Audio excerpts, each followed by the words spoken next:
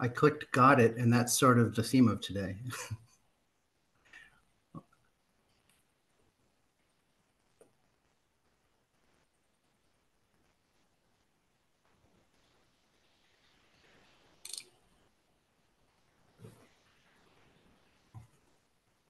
I'm going to give people a few more minutes to come in and then we'll get started. Sounds good.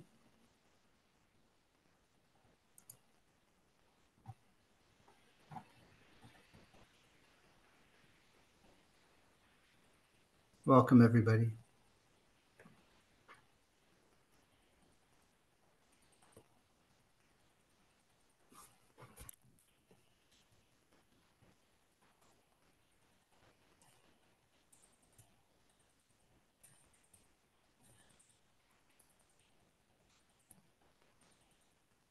So I'm excited. It's so great to see folks showing up for this conversation. I think it's really important. So it's nice to know we got a lot of people in the room today. That's really great. Absolutely. Yeah. I'm going to get started.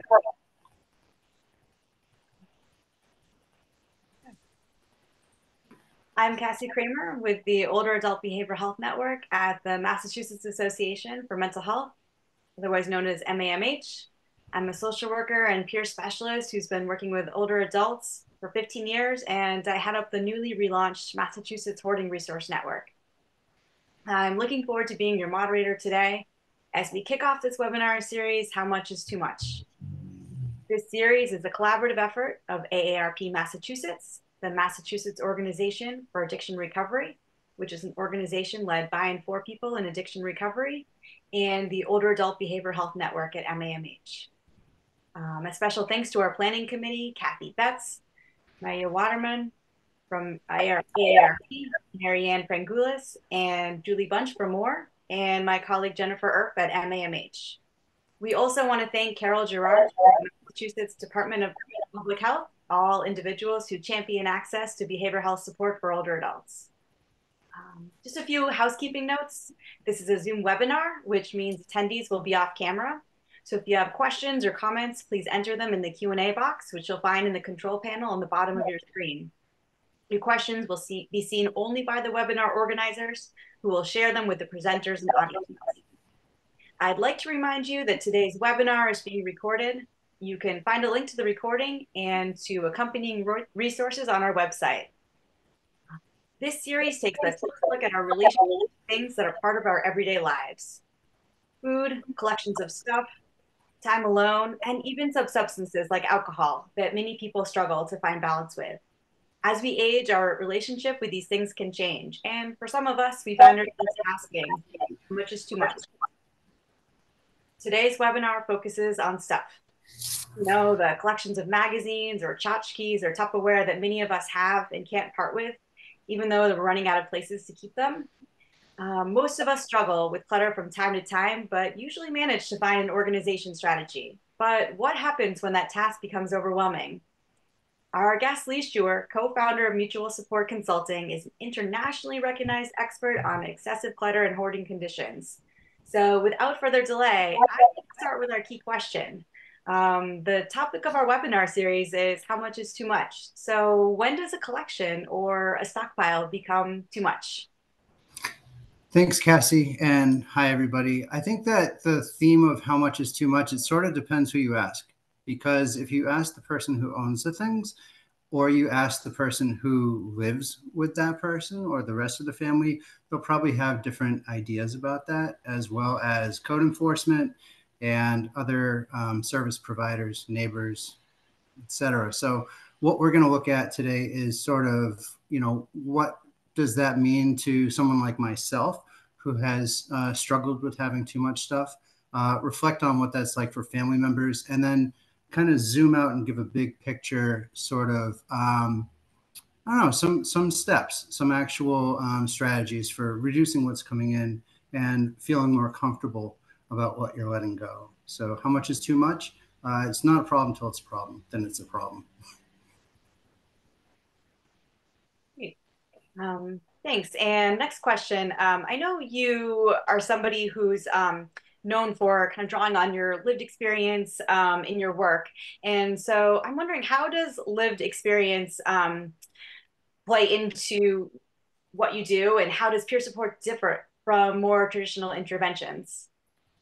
Yeah, I think what we're seeing is a shift from seeing peerness or lived experience as an identity to a credential. It is part of where I got my education in mental health recovery myself for many, many years. When I came to the point where I could support other people, that's when I committed myself to it around 2000 or so. And I think that one of the benefits of working with someone else who has a shared lived experience, not the same, but maybe similar enough to get it, is that there's this whole unspoken part of the narrative that you don't have to say out loud, that you just get. You might know what it's like to need help and be afraid to ask. You might know what it's like to need help, ask, and actually be helped. So there's that personal sort of connection. But where it differs, I think, from someone who doesn't have lived experience, let's put it that way, it could be a clinician, it could be anybody, is that they know what it looks like, we know what it feels like. So I would rather have a whole spectrum of people to support me. Everybody's going to have different specialty and information to share. My recovery didn't start with peer support. My recovery started with the work of folks like Dr. Randy Frost, who helped pave the way for understanding this challenge of what we now call hoarding disorder, and some people call excessive finding keeping, over collecting, space invader.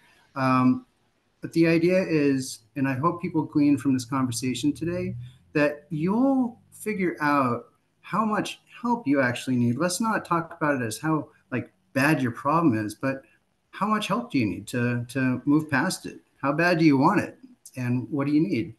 So you can find for yourselves what's going to be helpful. So we'll have those resources available for you as well. Great. And speaking of resources, what resources can you recommend for somebody who is looking for help with a hoarding condition or clutter? Yeah, so I think, and you'll notice I like to break things down. It's almost like my mind is full of bins and boxes and bags with labels, and some of them are really accurate, and others say just like random to sort. Um, but when I'm thinking about this, the supports that are available, let's say for the individual, you've got purely peer-led by and for peers kind of support that doesn't use any clinical language, and that would be RAP for Reducing Clutter, Wellness Recovery Action Plan that you can learn about through the copelandcenter.com. So that's an overall wellness and just recognizing trends when things start to pile up and when you're able to let them go and how to do that. Then you've got a hybrid model, which would be represented by the Buried in Treasures workshop, which I developed with Dr. Randy Frost and Becca Bolofsky. And that's a 16-week self-help group based on cognitive behavioral therapy. But it's an evidence-based practice that shows that even people who don't have a clinical background can take those tools, apply them, and help other people move forward. So you've got one that's by and for peers, you've got a hybrid one, and then you've got clinical supports from therapists or psychiatrists or others who might be in the field to help. So that's for the individual. But something that I think Becca brought a lot of attention to over the last, several years, having lived with someone who has too much stuff, is that families need support too. And that doesn't mean how to support your loved one who has clutter. They need support too. And I would sort of defer questions about those connections to Becca, and her contact information will be in the notes as well. But that's the difference. I can give peer support to someone with the clutter experience. It takes a family member to give peer support to a family member. So finding what you need, I think, really know what you need, and find that person to talk to. No one can do everything. Could you share a little bit about the Buried in Treasures model for people who aren't familiar? Yeah, I say it as if everybody's heard of it. You haven't. So the Buried in Treasures workshop is a 16-week program based on cognitive behavioral therapy, where we start to understand the underlying reasons why we're accumulating maybe more than we need, why we're having a hard time letting it go. And then once we've sort of matched our values to our goals, then we work on the progress and the maintenance of it. So that's people coming together, often facilitated by peers, sometimes by clinicians. We made it so that anybody with a big heart and some education can help this conversation happen. So it's based on a book called Buried in Treasures, Help for Excessive Accumulating, Acquiring, and Saving and Hoarding Disorder. And the latest version of the Facilitator guide will be released soon. But I think that when we talk about accessibility to supports, one of the difficult things about clinical supports is that they might be hard to get to, they might be expensive. But something like Buried in Treasures, anybody could run this in any community anywhere. You can have a peer support group with 2 people. That might be how it starts, and you build from there. So to have that available as a support within any community structure, I think is important. And even if it's not Buried in Treasures, having some way for people to come together and connect and learn, that's essentially what it's about.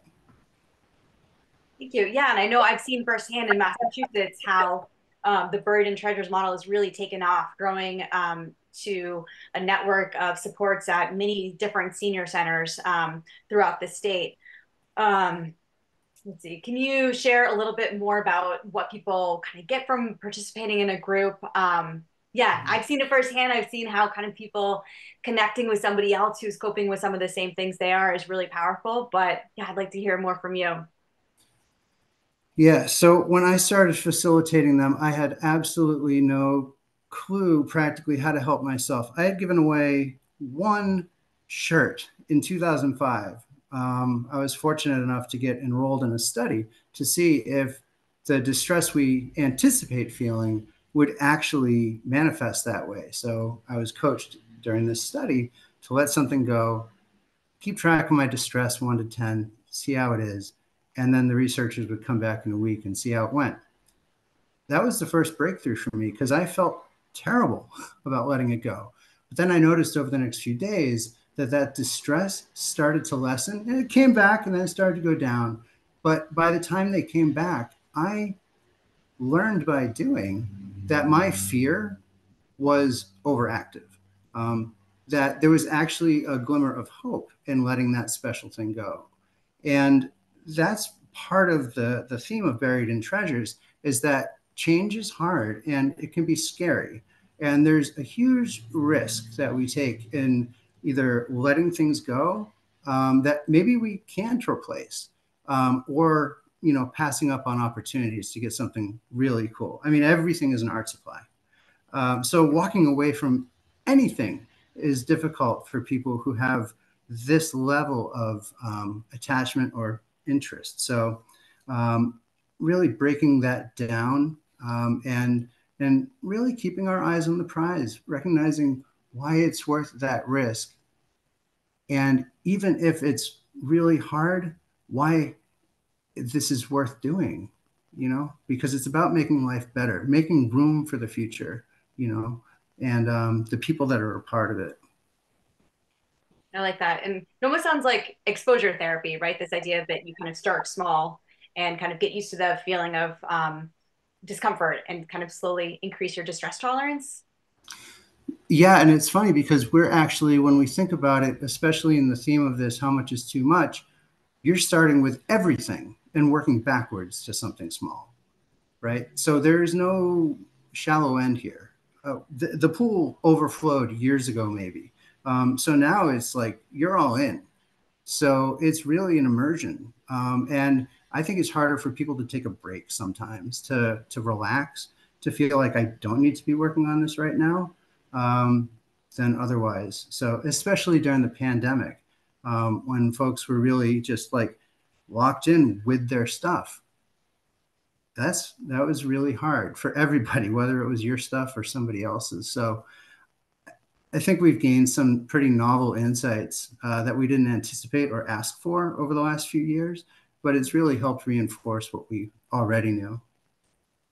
I haven't been to a Buried in Treasures training, although I've heard that participants are asked to like give their purse to the person next to them, and they don't actually go through with this, but it's like, how would it feel, right, to give a private belonging to somebody else and have them go through it?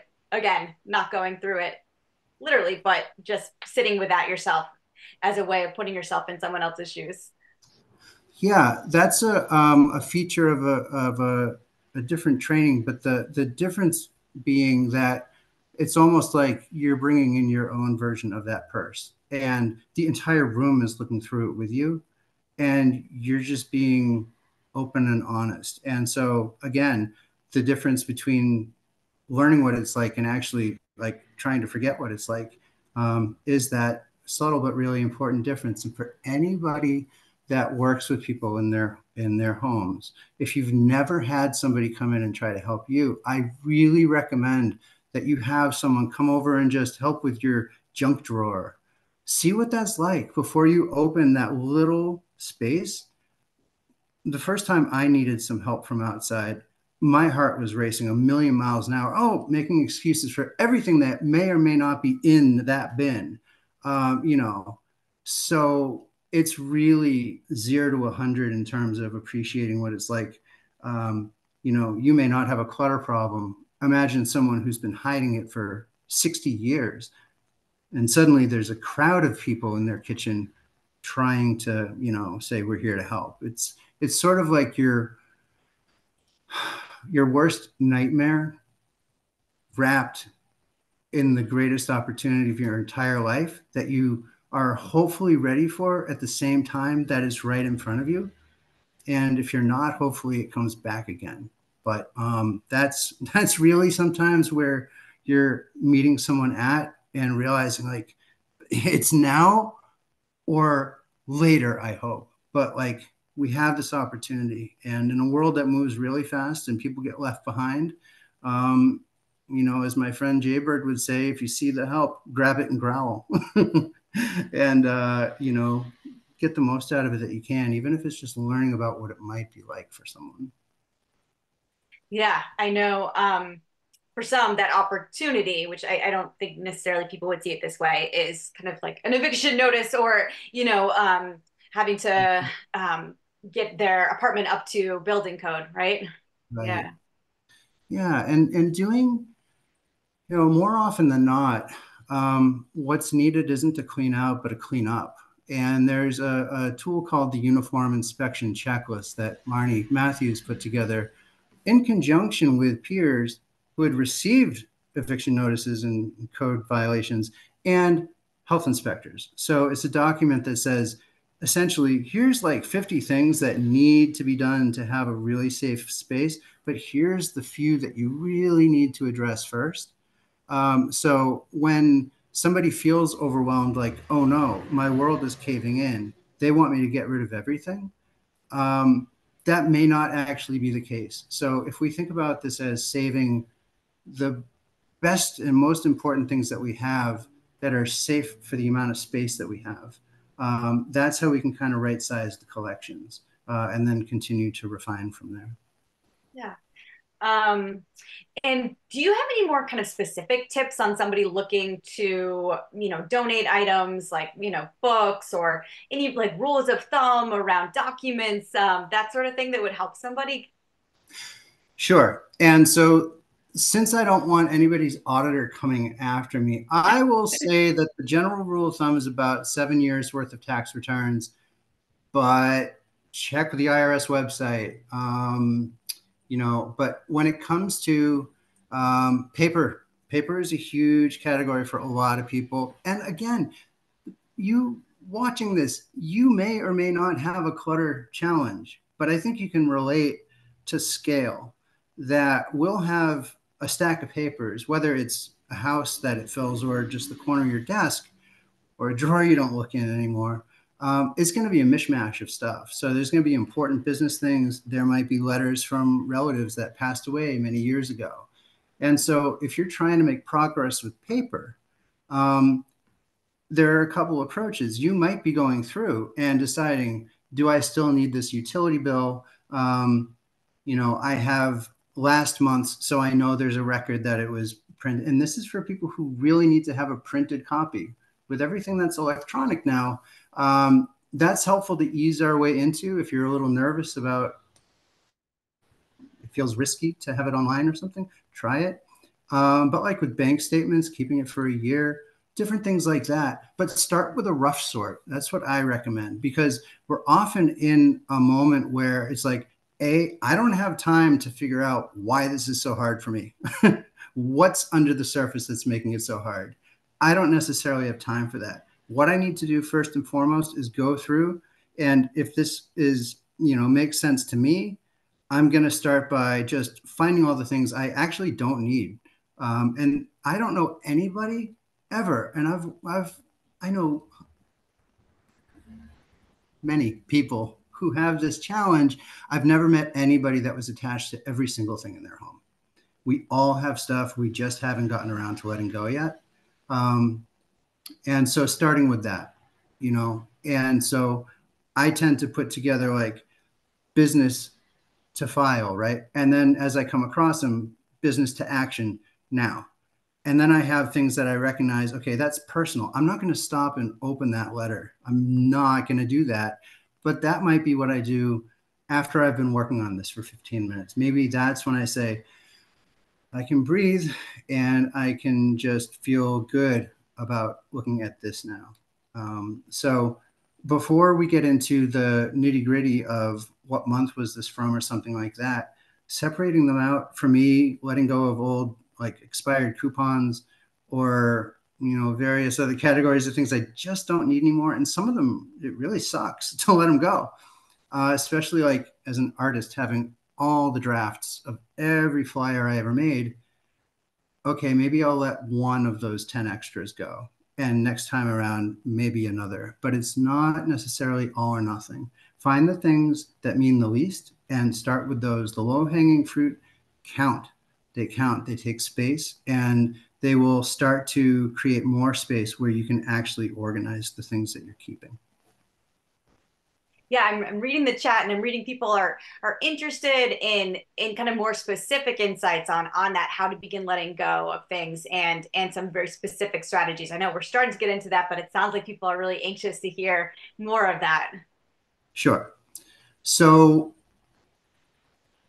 when give me one question. I'll take one question out of the bunch because I think there's so many ways to answer that at this point. Let's see.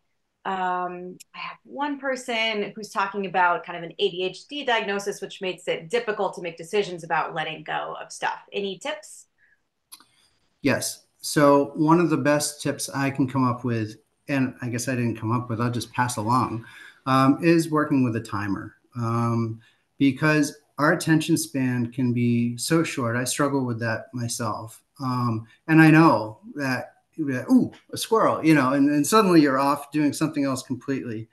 And we learned in Australia, they don't have squirrels. So we're like, ooh, a wombat. But, when it comes to it, starting with small increments and building that practice muscle from there.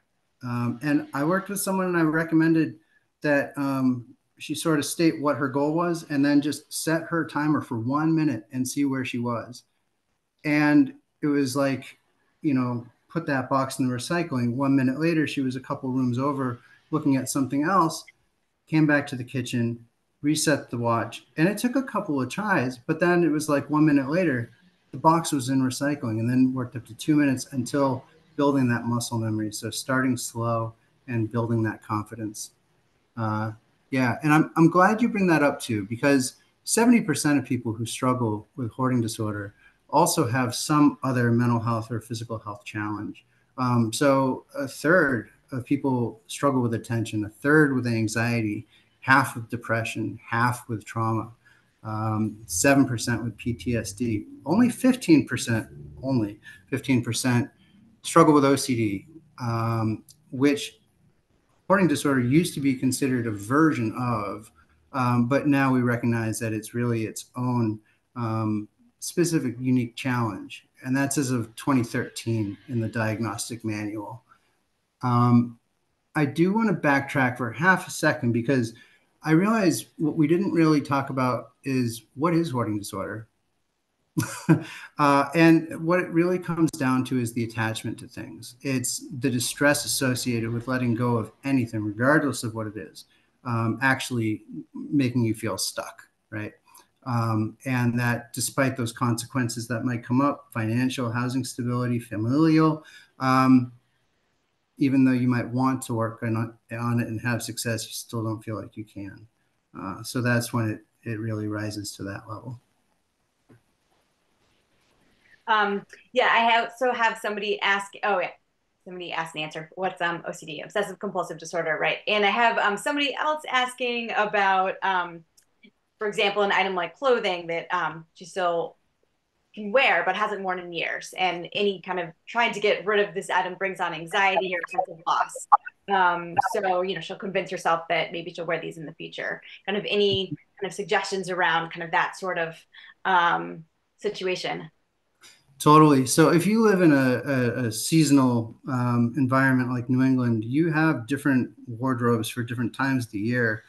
And the simplest way, I think, to start sorting what we have, the vast amount maybe, is just looking at what I have for the different seasons and then deciding how much is enough, and sometimes, like myself, at one point I essentially had three complete wardrobes, and two of them were on the floor in the basement and one was basically on the floor in the bedroom. Because at one point I had weighed like 20 pounds less, and at another time I weighed 20 pounds more. But I wasn't wearing those clothes, and a lot of them, for like at least a couple of years. And I realized that I need to keep what I can wear now. And the worry over what if I need those other things? What if I do? What if I do? What's the worst that'll happen if I let something go that I do end up needing and do have to replace? It may cost a little money, but I'm going to be careful about not spending more money in the future. So there can be a sense of loss over time, space, money that was overspent. But this is about having a new day and moving forward in a different way. So I think that for me, having clothes that fit now, and just having to make that leap of faith, really. And then looking at, how much am I wearing? It's the same thing with place settings in the china cabinet. I may have grown up with 12 settings in the cabinet that was standard, but I live alone or there's only a couple of us. You know what? I'll keep two sets ready to go, and maybe I'll put the other 10 sets to the side. I'm never going to have more than 2 days worth of dishes in the sink if I do that. And maybe I recognize that I haven't used those things in a long time, so maybe I don't need them. It's a way to test it. And then I think there's the classic, you know, have all your hangers in the same direction and turn them the other way when you wear them. And at the end of the year, whichever ones haven't been turned around, it's clear you didn't wear them this year. So you might have a rule that says if I haven't worn it in a year, I'll let it go. You might have like, okay, well, I'll give myself 6 more months, whatever it is. We're giving ourselves a deadline that's related to our motivation and need to reduce those things. Thanks. Yeah, a lot of the questions I'm seeing pertain to what I think are kind of some of the three categories of why people hold on to things. I'm Mhm. hearing people in the chat talking about stuff that belonged to lost loved ones, and they have kind of really heavy sentimental value, or people worrying about things that could be worth something.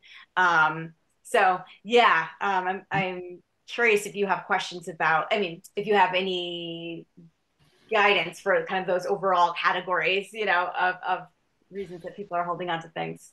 I have both questions and answers, at least guesses, informed guesses. Um, when we talk about how much is too much versus how much is enough, I can specifically relate to My Pop-Pop's bayonet, I coveted that knife for years since I was a little kid and first found it. He would never let me have it. Um, and I said, the only thing I want when he passes is that bayonet. I don't need anything else. So I had already established what that one thing was that I wanted, but then there was the opportunity to have more. And suddenly it was really hard to say no to anything.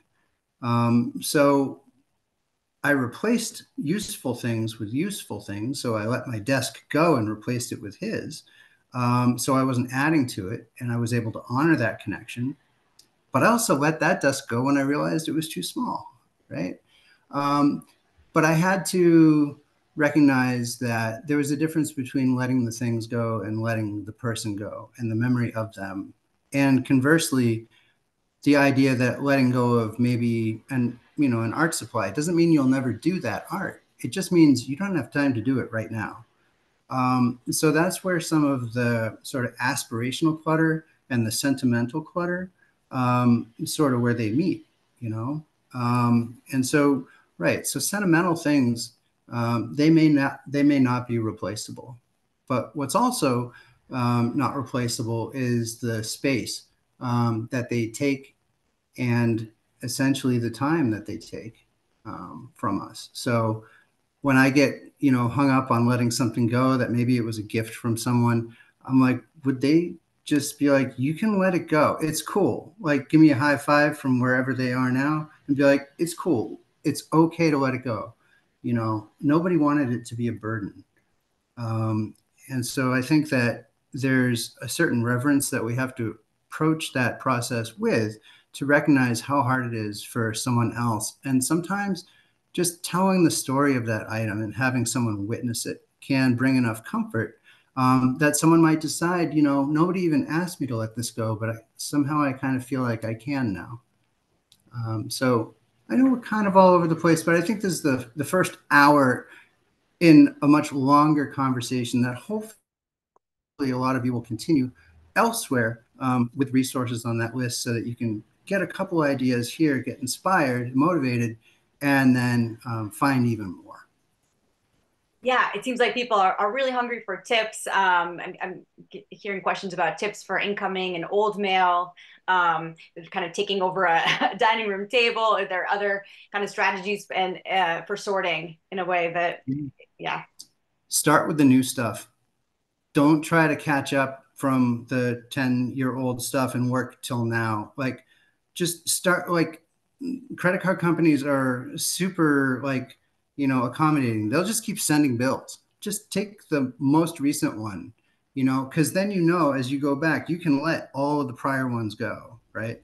And so when you've got the incoming mail, just like with letting things go, saying like, maybe I don't open my mail every single day, but maybe, I put on my calendar that, 3 evenings a week, I sit down with music I like and a cup of coffee or tea or something. And I just open those things. I take a deep breath and I open them and I just catch up with now, and because there are so many sort of pitfalls under those piles, it can be scary to even look at them because we don't know what we'll find. There's the whole Marie Kondo spark joy. Most of the things that I have a really hard time letting go of spark dread. They spark really uncomfortable, upsetting feelings.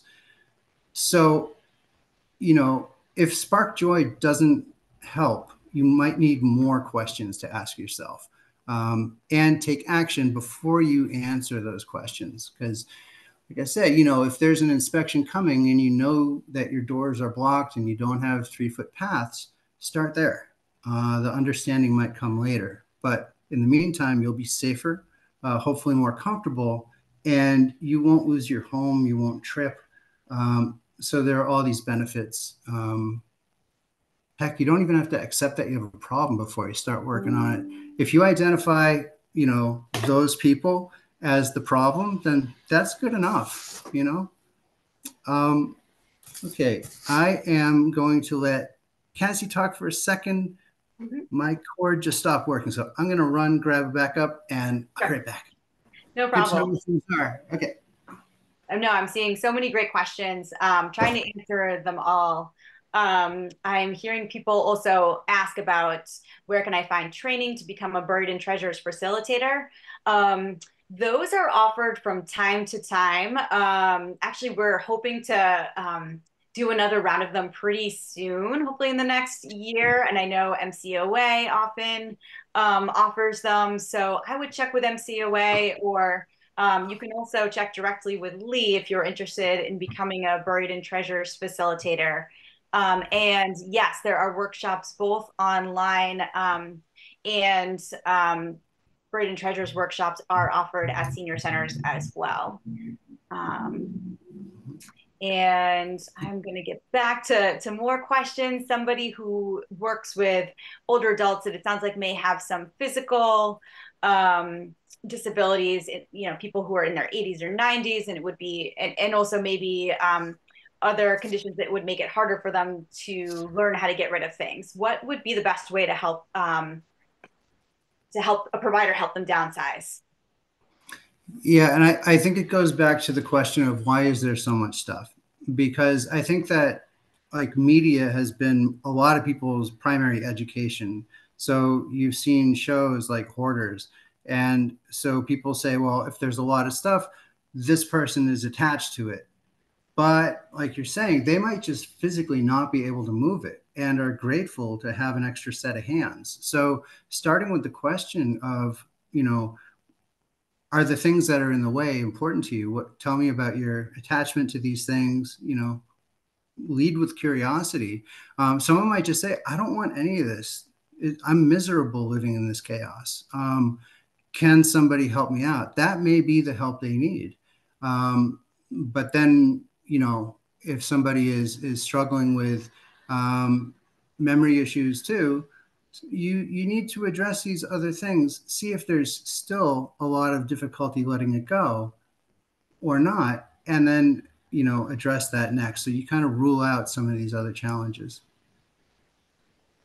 That's great. And I see a lot of people asking about where they can donate things. I know that that is a task that when there have been more local hoarding resource networks, they try to kind of put together those resource lists. And they also might even organize events like a paper shredding event. But are there any kind of more general resources for where people can donate things? Sure. I mean, one of the difficulties with letting things go is I think we have our ideal idea of where it would go. And then other sort of opportunities are less appealing and less appealing. So for some people, the value might be in selling it. For some people, the value might be in giving it to someone that they know and will use it. For other people, it's enough to give it to a charity that they support and know that the right people will find it. Um, but it depends, I think, on how much of a hurry we're in, how much time we give ourselves to do it the perfect way before we start to say, you know what, if I can't sell it, I'm going to give it away. If I can't give it away, I'll donate it. If I can't donate it, I'll throw it away. If you get to that point and you throw it away once and realize like that felt terrible, I don't want that to happen again, you might start to change the list of priorities, right?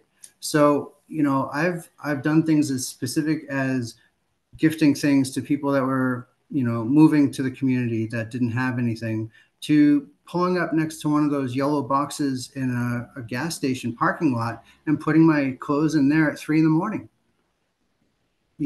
So what's tough is some things like rules related to textiles and things like that have changed, but it's expensive and heavy to let things like bulky old school TVs go. Toxic materials. I think what's helpful is to contact your town hall and find out, is there going to be a hazardous waste pickup day? Contacting your senior center or some other organization, and saying, is there somebody that can give me a hand to move these things out? Banks will often have paper shredding days. And one of, I think, the most important and difficult things to recognize is that not everything is recyclable. And if things are too small, they'll gum up the works. So, we went on a tour of a recycling facility, and the person leading it, who was like a zero waste person, said, please tell people when in doubt, throw it out, because it will do more harm than good. Little pieces of paper, taking a bottle cap and putting it in a can, because like these things will actually lead to more problems. So keep it simple with recycling. And I think pace yourself, and appreciate that done is better than perfect when it comes to letting things go, regardless of how that's going to be. But I think it's also worth just checking in with your friends, seeing where they let things go too. Sometimes we feel like we're the only ones, but we don't have to reinvent the wheel. Sometimes we just have to ask.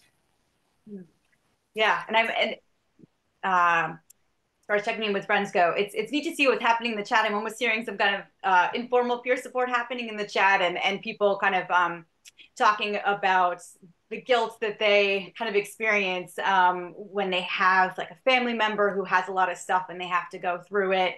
And and some of the grief that they're processing, or anticipated grief, that's a barrier to sorting through loved ones' belongings. Yeah. Yeah, and I think if you're talking about helping somebody else, a couple key rules of thumb to not throw things out secretly. You're not doing anyone a favor by, like, they're not looking, I'll get rid of this, I know it's trash or something. You don't know what's trash, or at least you don't know what has meaning, even if it's going to be let go, because it has to be.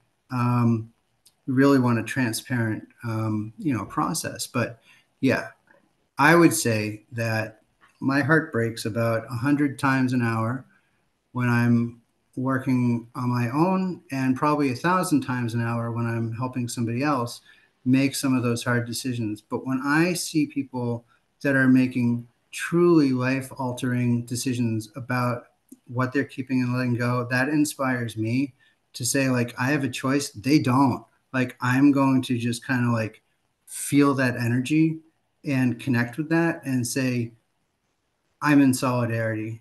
Even though I feel like I have more time to do this, I'm going to do it now. Others have to, I'm going to as well.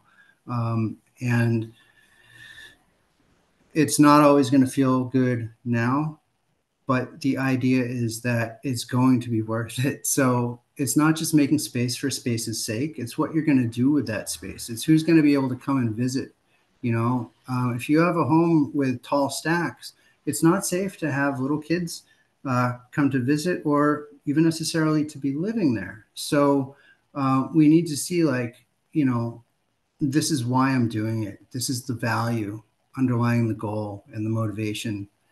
And I think that's where we kind of see the balance go back and forth between, I want to, but I don't want to. On a day when the reasons to change outweigh the reasons not to, then things happen. So, yeah.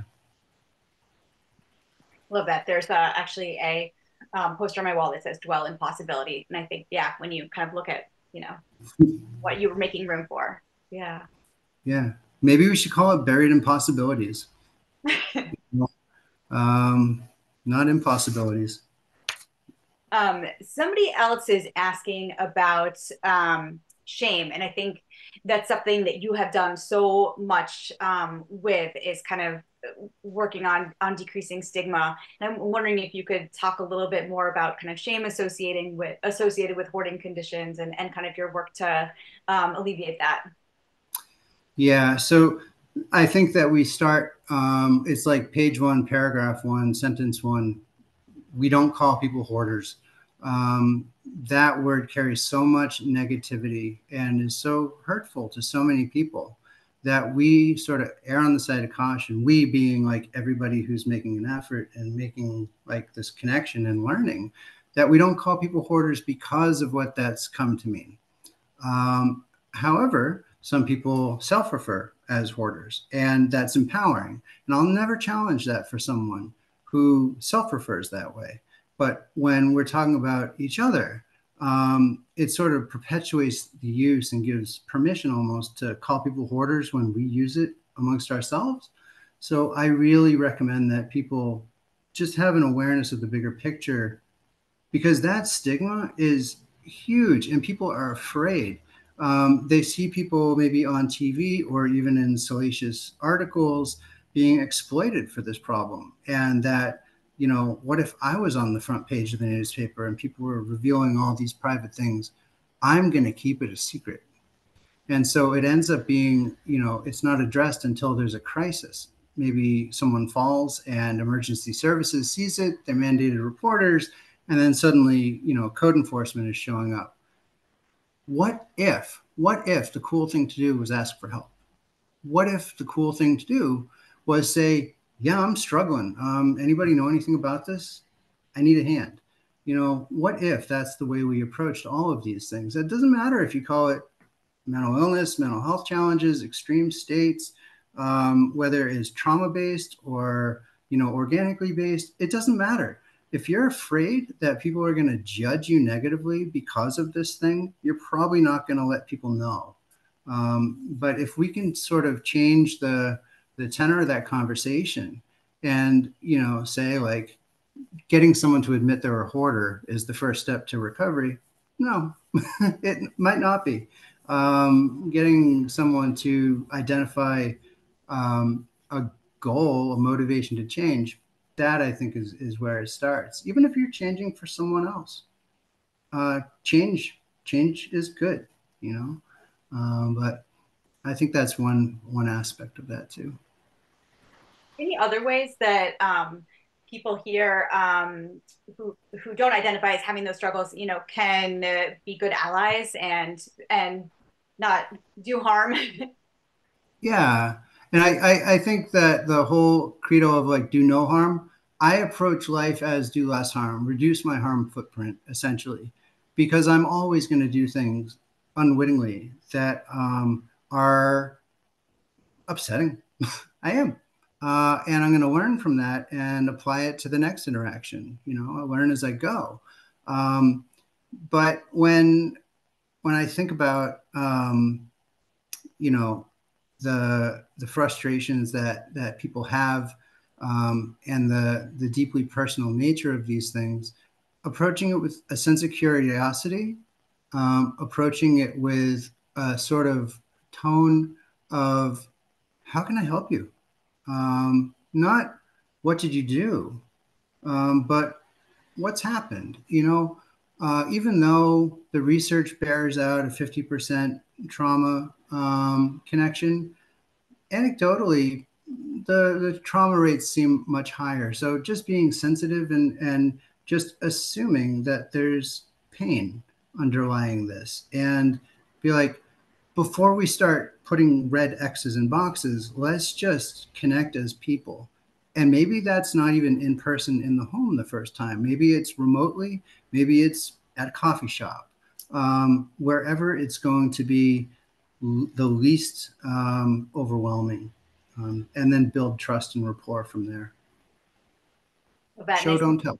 Yeah. I love that. And I see people talking in the chat about creative ways that they've tried to reduce stigma by, for example, having a group for clearing spaces, just language that's a little more inviting, right? Yeah. Yeah. I mean, our flyers say got stuff. And it doesn't matter if, like, whether you call yourself, a person with hoarding disorder or an overwhelmed animal lover or an artist with too many supplies or a collector, doesn't matter. Got too much stuff, struggling to understand and make changes, find your level of help that you need. So that's where that's sort of at.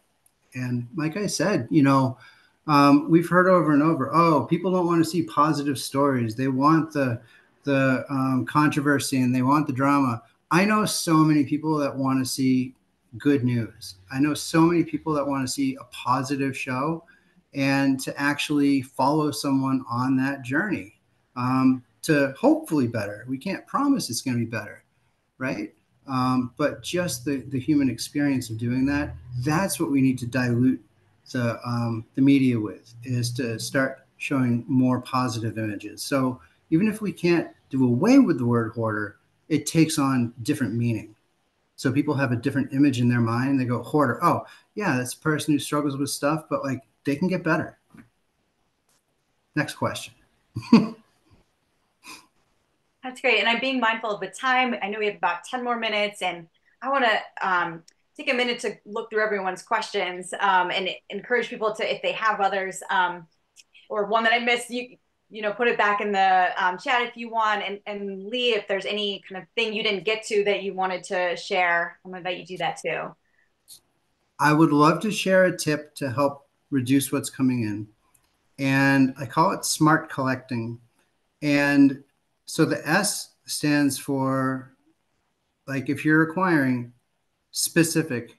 Is it specific, or am I just getting everything? Is it specific? If it's a collection or it's a kitchen utensil, how many spatulas do I need specifically, right?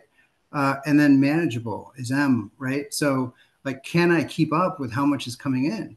And then, is it affordable? And it's not just about money. It's about affording the space, the time, all of these things. And the R is for responsible. And, that often involves other people. Am I taking care of other people or just my stuff? Should I be putting my time into those relationships rather than, the pursuit of more treasure? There's a reason why that's happening. And relationships are complicated. But the T stands for tradable. And if anybody's ever been late with rent, if you looked around, would there be something that you could actually trade or sell to pay the bills or to increase the value of your collection or refine it? So, it's really about putting a filter on what's coming in so that once you reduce what's coming in, you actually start to see a difference when you let things go. And can you give people, if people are asking what's the R and the A, one more time, like what does the acronym stand for? SMART stands for specific, manageable, affordable, responsible, and tradable. And those are all on my website, mutual-support.com. A lot of what we're talking about, there will be some information there to help out. I can't write all this stuff down. I can doodle really well, but I can't write while people are talking. So we've got it elsewhere for you. You can catch it up later. And a couple people put in the chat, thank you. And somebody else is asking about worrying about moving from kind of holding on to papers to then kind of having that's transferring that problem to the digital space. So yeah, just curious if you have any thoughts on that. Yeah, one of the most frustrating and enlightening moments in my peer specialist training career was when it was emphasized that change is about moving towards something positive rather than away from something negative. Because I said, I want to quit smoking, you know, and they're like, no. I'm like, what do you mean? They're like, that's about stopping something. What do you want to do more of? I was like, oh, I want to be able to hike further without getting winded, and so I would be focused on, I want to hike more. And so I'm doing that other thing less, And so if you're concerned about transferring the connection and attachment to physical things to digital is a great place to start practicing those sorting skills. Instead of just dumping 1,000 photos from a microchip into my computer like I did the first time, the next time I actually made folders and I labeled them and I labeled the images.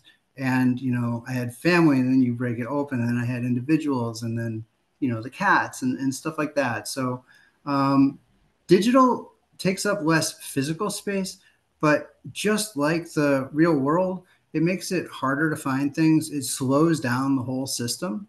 And sometimes your life or your computer will crash because of the amount of stuff in it. So just being mindful that if you're worried about making the shift from physical paper to electronic, try a little. Try deleting a bookmark. Try closing a tab on your desktop. See if it's as hard as you imagined, or if it actually is a step in the direction you want to go. Thanks. And I am going to put the website for this series and the chat because there are now some resources for clutter under kind of a conversation about clutter, the webinar today that people can find. And looks like people also put your website in the chat, which is also on the AARP website. Yeah. Any last thoughts before we close out? Yeah, I think that some of the people that experience the worst stigma are parents who really are trying really hard to change. And there are so many people out there that say, you know, parents don't care. They love the stuff more than their kids. That's from the outside looking in. But when we're in recovery groups or a private peer support group, like the Buried in Treasures and Hoarding Disorder support group on Facebook, you know, you start to realize how many people are desperate to break the cycle and make life better for the next generation. And so I would just say, assume that people are struggling, assume they care, and assume that things can get better when they have the support and education and resources to follow through. But, you know, start with the safety. When you think about where to start with the safety, and then find out what everybody else in the house would love to see change first, and put the energy there. Because if you make your own stuff awesome first and the rest of the place hasn't been dealt with, nobody's going to be into that. No one's going to celebrate that with you. But if someone says, I really miss cooking, can you just clear that spot next to the sink? If you do that, if you just move things from like 1 square foot, that might be like a ray of sunshine for the person that asked for it. And that's how we support the other people in our life. Start thinking outside of our own boxes. Thanks so much. And I'm seeing a couple requests for another session with you, Lee. So maybe we'll have to have you back. Sure. Yeah, a lot of people are asking for that. And I know I've learned so much from you. So thank you so much for being here. And thanks to the audience. We were really excited to see so many people join us, and we hope that people will come to the other events in our series. I know the next one coming up is a conversation with AARP Massachusetts President Sandra Harris on loneliness and social isolation. So it's been great having you here, and we really appreciate your being with us today. Thanks so much. Thank you all. I'll hang on for a couple minutes if anyone has any last questions in the chat. I'm gonna look at the chat now. I've had it closed because I never would have been able to concentrate. We need to close the chat in life to stay focused. That is true.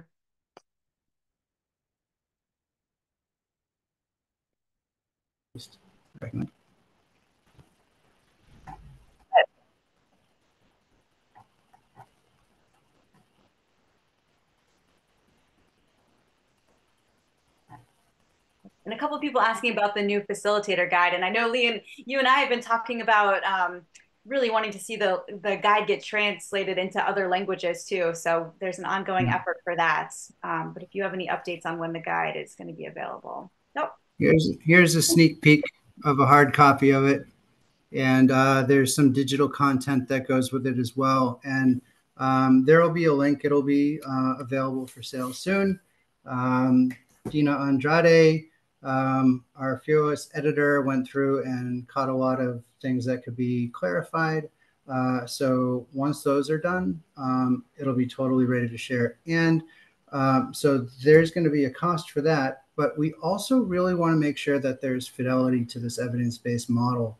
So we're also going to release a fidelity guide for free, which shows what needs to be covered in every single session to actually call it a Buried in Treasures workshop. Otherwise, it's based on Buried in Treasures. So, yeah, want to make sure that you're getting what you paid for out there.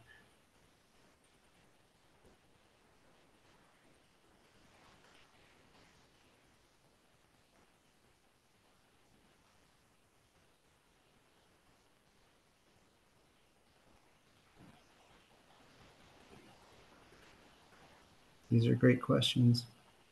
And you're welcome. And I love you all.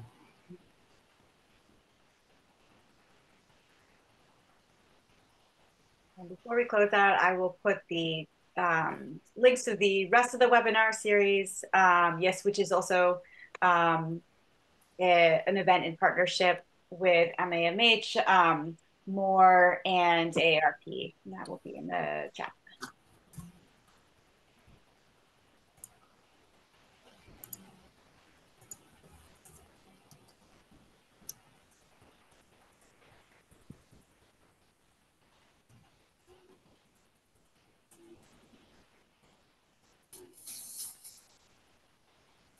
I'm so glad to hear things are going well out there on the Cape. It's there are so many cool people here today. I see so many familiar names. This is really nice.